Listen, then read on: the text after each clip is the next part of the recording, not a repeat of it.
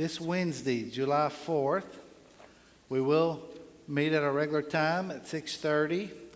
Let's see what they wrote down here for me to say.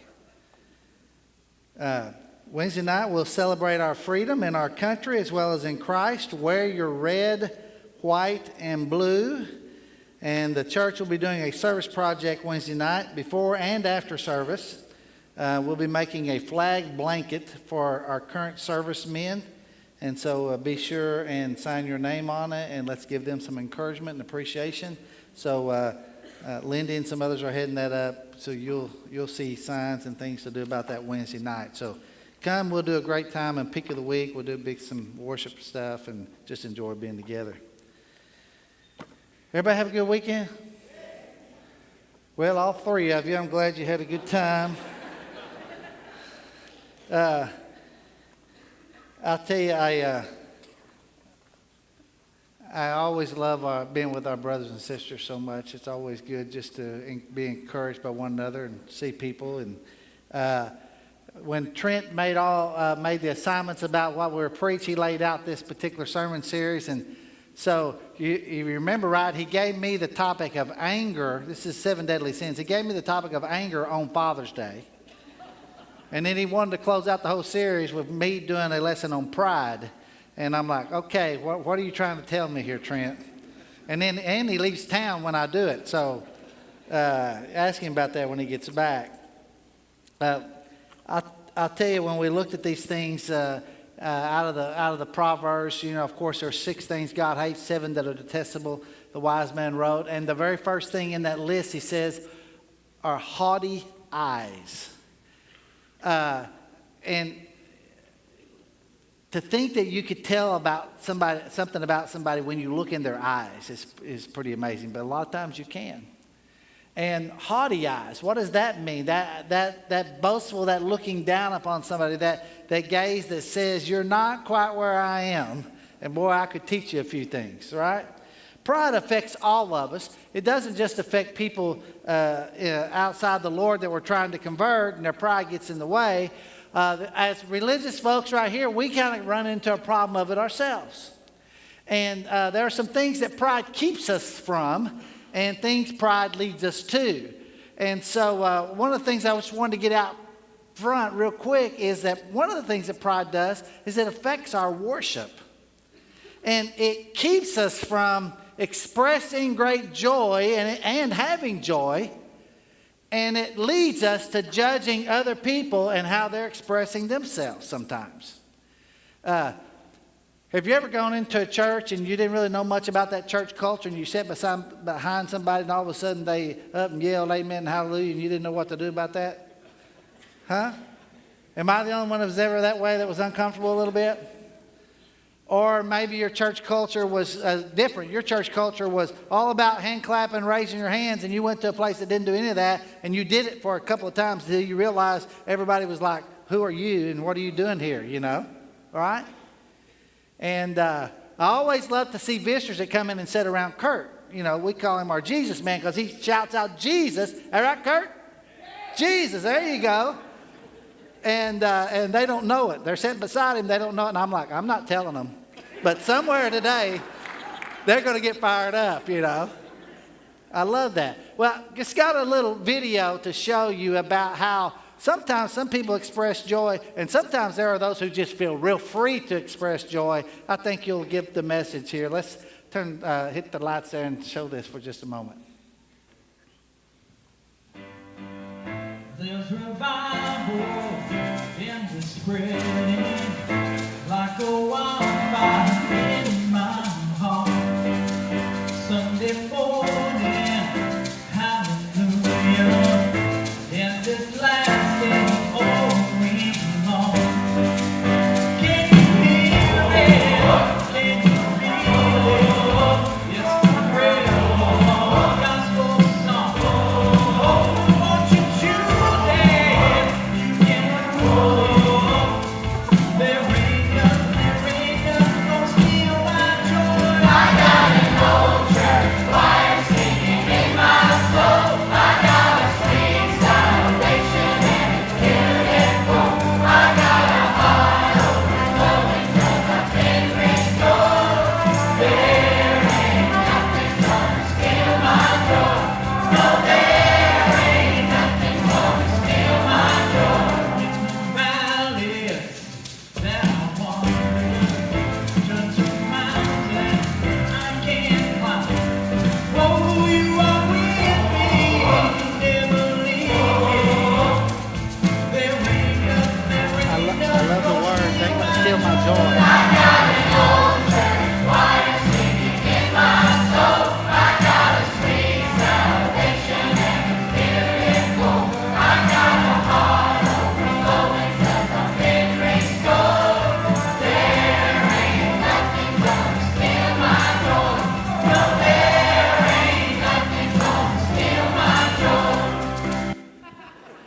right. Now, there ain't nothing going to steal that kid's joy. I guarantee you. And I saw that. I thought, I don't know how it fits my sermon, but I got to get it in there. It just happened to fit anyway. But you think about what pride does. As innocent kids, which, by the way, is what we eventually become, right? Born again children of God. And if we can lose that inhibition to worry about what people think about how we look or what we do or how we worship, how grace and mercy has rescued us that leads to people, and people express their joy different ways, and that's fine. But the freedom to do that in a church where people can encourage each other instead of, tapping somebody on the shoulder and saying, we don't do that here, I think we ought to be very conscious of our own pride, because pride can find itself as a religious activity that all of a sudden gets in the way of us reaching other people for the Lord, and it gets in the way sometimes of us helping each other have the freedom to serve Christ and express ourselves in the way that God's kind of made us, So we really want to watch that. Let me read a few verses to you. Proverbs 16:18. Pride goes before destruction, and a haughty spirit before a fall. Proverbs 6:16, 17. He mentions that God hates those haughty eyes. Proverbs 8:13. To fear the Lord is to hate evil. I hate pride and arrogance. Proverbs 13:10. Pride only breeds quarrels, but wisdom is found in those who take advice. You show me somebody that has an argumentative spirit, and I'll show you somebody that has a problem with pride. There was a rather large man who had visited in the home of his business partner, and he was sitting in a big chair, and the little boy had heard his dad and mom talking about it before this guy got over, and he heard his mom and dad talking about this guy was a self-made man. And so the boy goes in and talks to the man. He says, I wanted to see a self-made man. And the guy kind of, was kind of proud and adjusted himself sitting in that big chair. And then the kid said, what did you go and make yourself like that for? Well, sometimes kids have a way of humbling you. And when you think about pride, one of the hardest things to do is to look at ourselves. We tend to want to identify it in everyone else. It affects our worship, it affects our work, and it affects our willingness to serve. Remember in James, he said God opposes the proud, but he gives what? Grace to the humble. I don't know about you, I want in on the grace side of things. I don't want to be a part of something that God is opposing. I want to be where God is giving. And so there's always that need to maybe double check my pride. I know we run into a lot of different proudful people in life doing a variety of things. And not only in this country, but in other countries. And Randy was had shared a story with me one time about, come on up, Randy, about someone that he had an encounter with on the mission field. Randy did work in Siberia, and you got to love the loss to go to Siberia, because I don't know, that's cold to me. But and then later on, after years, went back to Kazakhstan and had a little run-in with some folks that had some pride. So Randy, why don't you share about that? Would you? In 1994. Sandra and I took 4 of our kids. At that time, we only had 4. Now we have 7. But we took 4 of our kids to Tomsk, Siberia. And we planted a church there. And a young lady by the name of Luda, she became a Christian. She was in college. She was in the university there.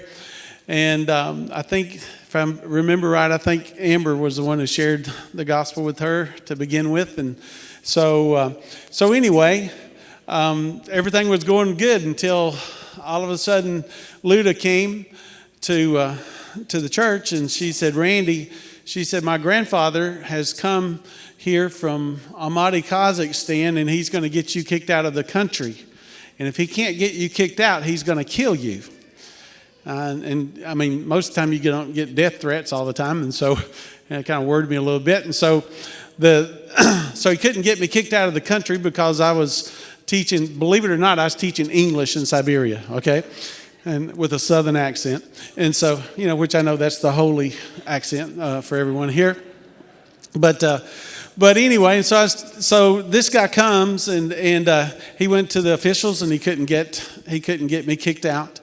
But the police told him, said, look, he's under protection from the University of Tomsk, which was the second largest university of Russia. And they said, we can't do anything, but whatever you do is your deal. And that was it. And so he sent word to me that he said, I'm going to kill you and I'm going to kill all those Christians that are meeting with you. And so I sent word back and I said, I need to meet with you. I said, because first of all, these Christians, they haven't done anything to you and we need to sit down and talk. And so I set up a meeting with him. And of course I had a translator, and my translator, I love him to death, Misha Shakurov. So he goes with me, and so we go, and this guy, we shake hands, and he was about my age now, okay, maybe 65 at that time, but he had this big, strong handshake. He looked me square in the eyes, and with hate. I'm talking absolute hate. And so he stood up, he shook my hand, he sat down, and right there at his feet was a gun. And he said, this is the deal, basically. He said, all you have to do to live and walk out of this place is tell my granddaughter that there is no God. That's all you got to do. You can go home, you can pack your stuff up, and you can leave Russia. And I said, well, I'm thinking to myself, Lord, give me some wisdom about how to work with this, because the guy's got a gun and I don't have one. Well, actually I did. I had the sword, And so I said, well, let me just ask you a question. I said, what would you like? I said, how do you feel about a man who lies to get out of trouble? And he said, that's not much of a man. I said, I agree. I said, integrity is something we all need, right? And he goes, yes. And I said, so if I lie to you and say there is no God just to get out of trouble, I wouldn't be much of a man, would I? And he said, no. I said, so I'm not going to lie. I said, there is a God. I said, you can take that gun and you can shoot me if you want to, but it will not change the fact that there is a God in heaven, and that he had a son who died on the cross for you, and that he was buried and he was resurrected on the third day, whether you believe it or not, and shoot me dead until whatever. But that is the honest truth. and so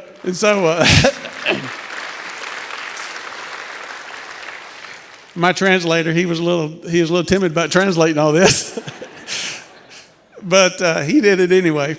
And so I just asked him, I said, why do you not believe in God? And it's too long of a story to find out what he didn't believe in God, but it was a terrible story about how things had happened to him. And so when he finished his story, I told him, I said, hey, listen, I said, I've been listening to you for actually 4 hours. I listened to him for 4 hours tell his story. And somewhere in between that 4 hours of me asking him questions about stuff, the guy got to liking me, okay? He really did. You can tell in a conversation when somebody gets to where they like you. And so he wanted to kill me, but he kind of liked me as he's going to shoot me, I guess. I don't know. But anyway, I said, well, look, I've been listening to you for 4 hours.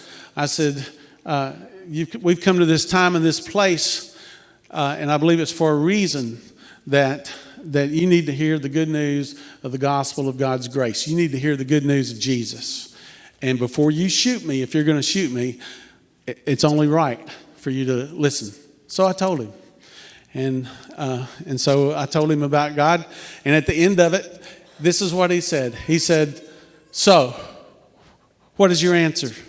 And I said, what do you mean, what's my answer? He said, are you going to tell my granddaughter there is no God? And I said, I told you that to very begin with. I said, there is a God. Whether you shoot me or not, there is a God. And I said, this conversation is finished. I gave him a Bible.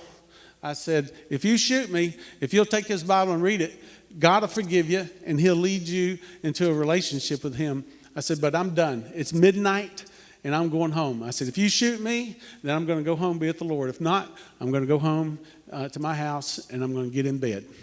Obviously, he didn't shoot me because I'm standing right here. Give me till the second half. All right.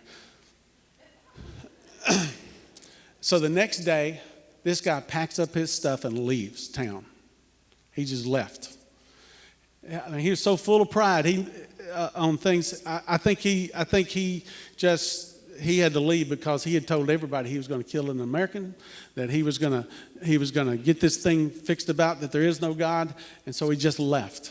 I was praising God. He left, okay, and everything.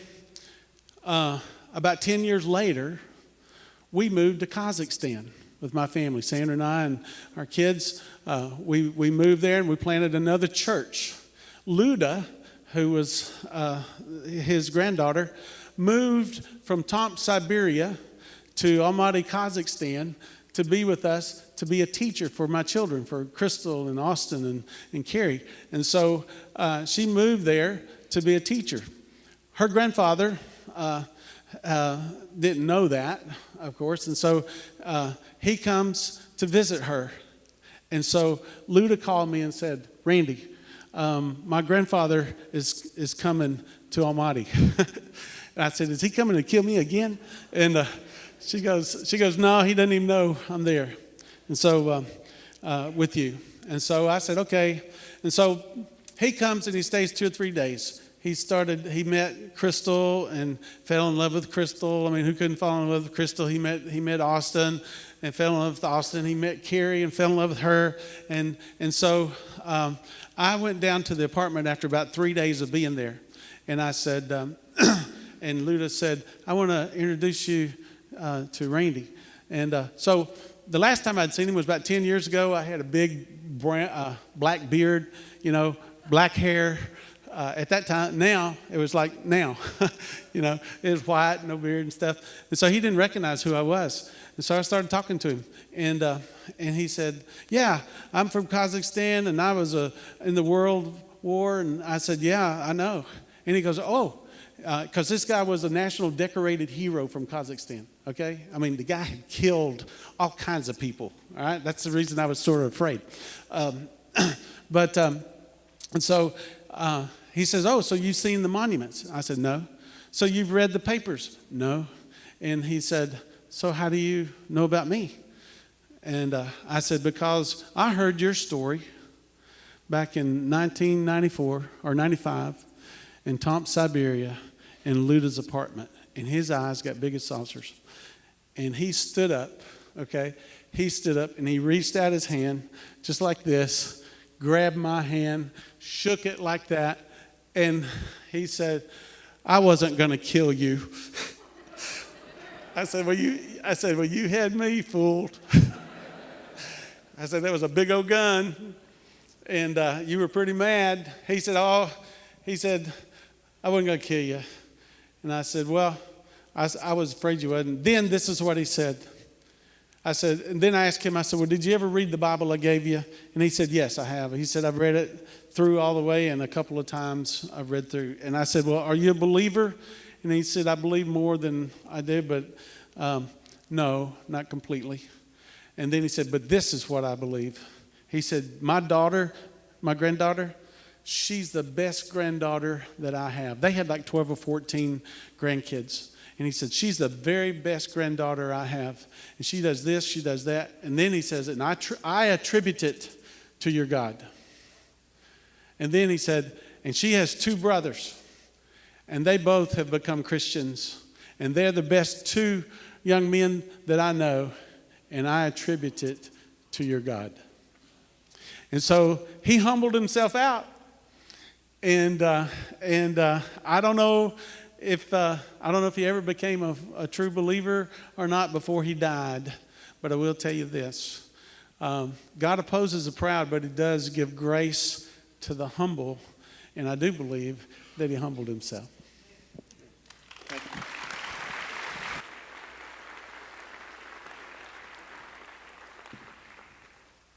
Thank you, Randy, for sharing. I appreciate that. You know, one of the things I thought about that is sometimes you tend to want to give up on people. Your daughters and granddaughters, you have a dad or a grandfather or someone that you love, and they're prideful. But when you live your life out loud and on purpose in front of them for God, it has a way of breaking down the walls of pride. So pride is something that people have to overcome inside themselves, but it's also something that a part of the working of that God will use you and your godly life and the influences of your family to help break down pride and bring people to where they need to be. Pride basically is us taking God's place. Pride is what happened in the garden. And when Eve was there in that situation, she had the same thing that we have in us on the pride side. She basically made self-fulfillment as her goal.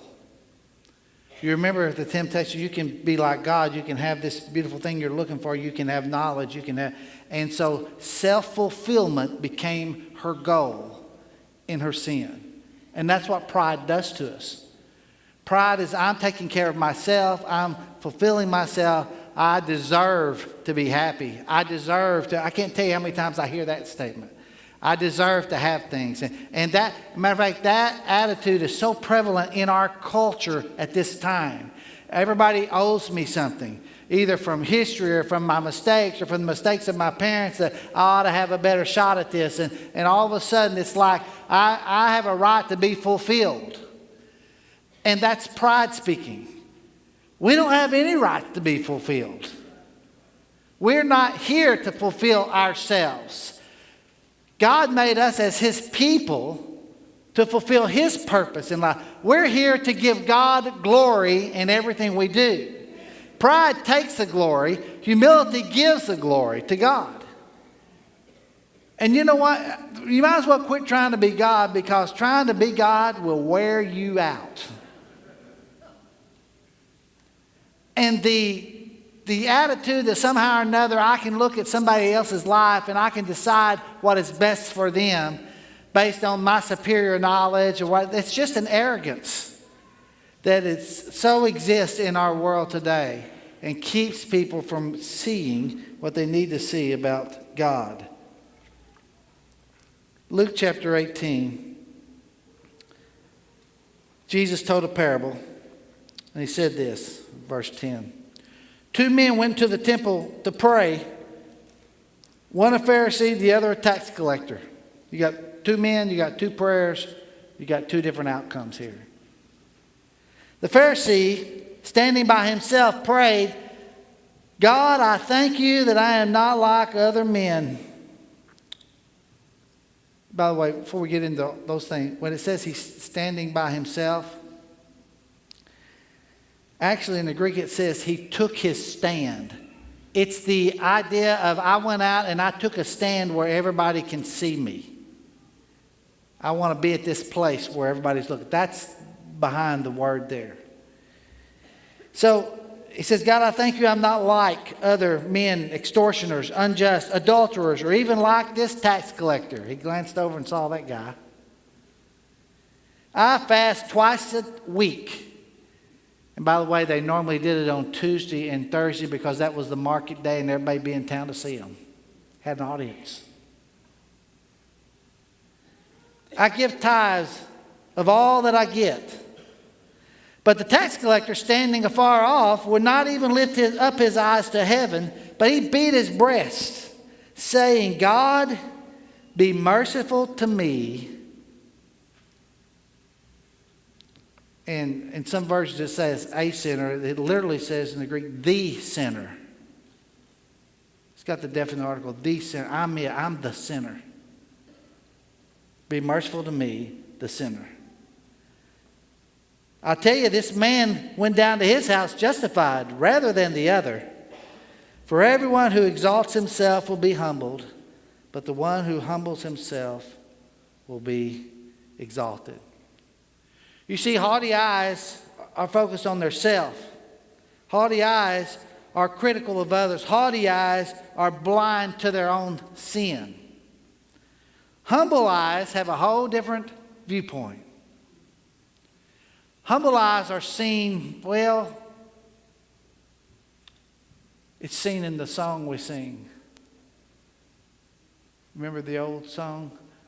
When I survey, go ahead and sing it. The wondrous cross on which the Prince of Glory died.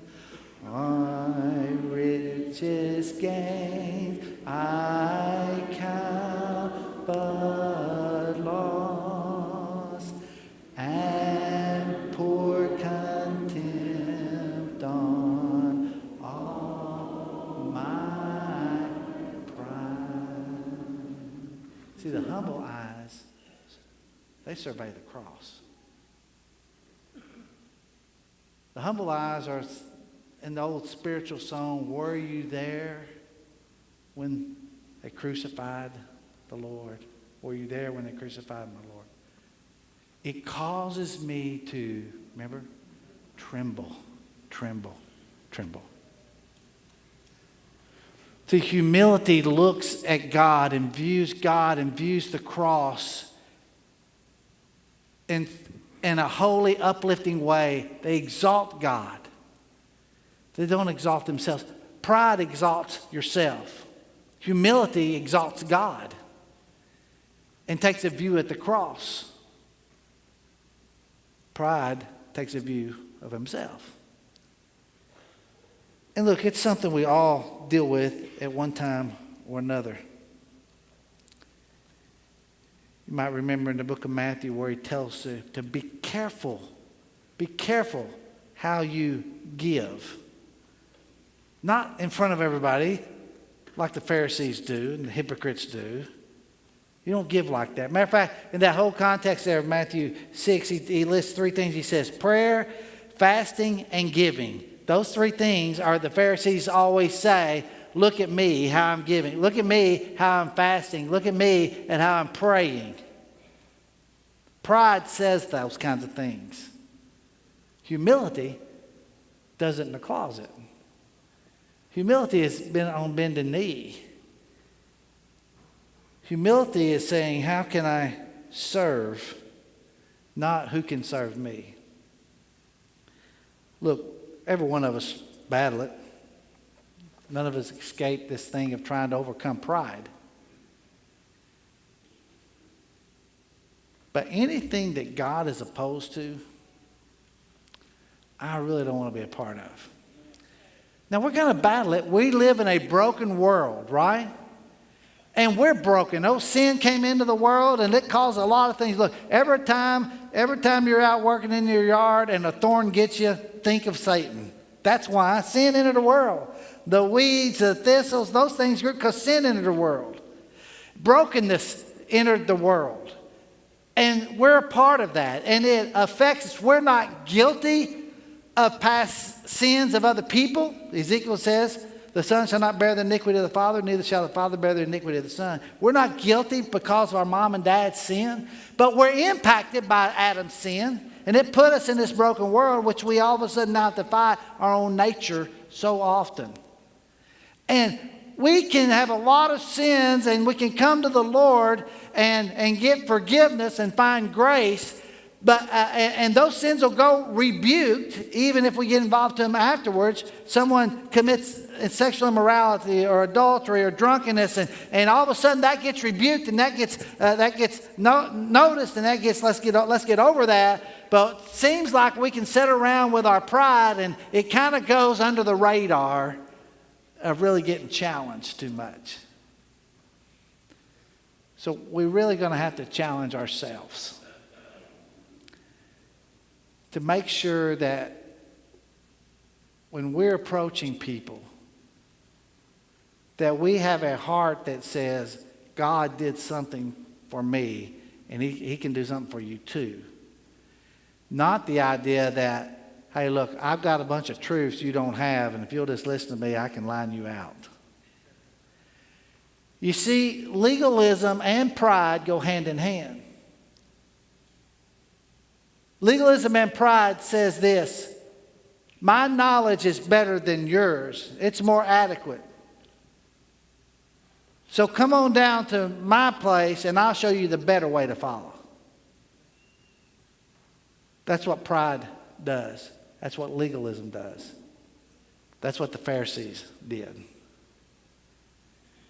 And it's not what we're about. As God's people, we're about acknowledging our brokenness and our need for God's grace. And when we see that and desperately understand the gospel is the answer to that, then we have confidence and we have excitement and enthusiasm, not because of anything we've done, but because we've been rescued. We want to see somebody else get rescued. And so the sharing of the gospel, evangelism, takes place out of broken hearts and people who understand in humility that they're falling before our God.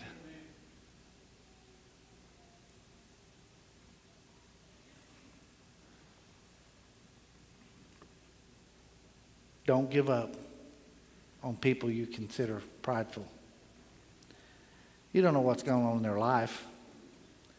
You don't know the things they battled. You do know the answer, though. Most of you know the story of my father. And he went to church all of his life, but he never became a Christian until he was 64 years old. And I prayed for him a lot.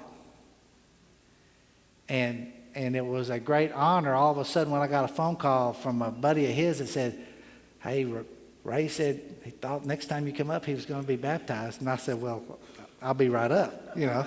And I got my old orange truck and I drove to Arkansas. And when I baptized him, I said, you know who's looking down? My grandpa, who'd been gone a while with the Lord. I said, he's proud of you. And I baptized my dad, which was a great, great honor. And his hunting buddies had gotten there. They were all sitting on the front row. And then my mom.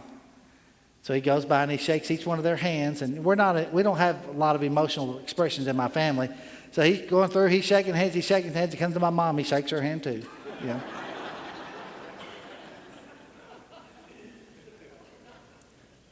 But I'll never forget thinking, don't ever give up on people.